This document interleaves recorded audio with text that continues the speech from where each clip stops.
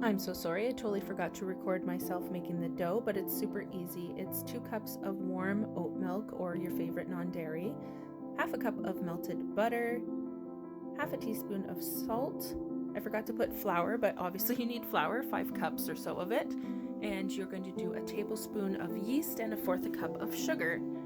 Now you're going to do 2 cups of the milk, the salt, the butter, and you're going to sprinkle the yeast on top of that. Let that rest for 5 minutes. Then you're going to add the rest, 2 cups of flour at a time I like to do, and add as you need a little bit more of flour. Then you're going to roll it out after an hour of rising and butter that up. Then you're going to take, it was only about a cup of brown sugar. You're going to sprinkle it everywhere on there, and then you're going to evenly distribute with a spatula or your fingers if you're, getting in there with your hands like I am. And then you're going to do the same. It's super easy with the cinnamon. I do a touch of nutmeg. If you don't like nutmeg, just omit it. And then you're just going to sprinkle it evenly. It was only a couple of tablespoons that I needed to sprinkle it evenly on there. Now you're going to roll it up, not here, but you're going to roll it on the bigger, longer side there. Just kind of like sushi. You're going to roll it all the way up, but also push it back on itself to tighten it. And then if you're like me and super messy at the ends, you can make a little bun.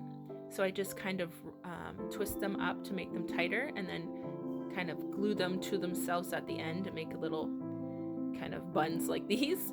But if you're nice and organized, unlike myself, you won't have to do that step.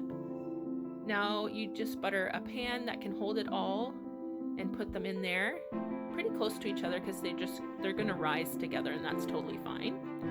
And you can let them rest for 30 minutes. If you're like me and very impatient, you just put them in the oven. So to make the icing, it's super easy. I do about a cup or so of the icing sugar first. Then I put only a teaspoon at a time of my oat milk. And I like to do, you can do vanilla, but I really recommend almond extract if you can have it because it's super yummy. And so you're going to put a teaspoon at a time of your milk, and because trust me, it'll look like you will need more milk, but you really don't need a lot. So just put a teaspoon of the milk at a time and just whisk it until it gets to that consistency. And then you're going to, at 350 degrees for 30 minutes, you're going to cook these puppies. I like them a little bit more softer than most people, so I like them just a little golden brown. I don't like them thoroughly golden brown, but you can do whatever you'd like. And just let them cool down a little bit before you put your icing on, or else it'll just kind of melt it all off. And that is it. Easy peasy. Enjoy.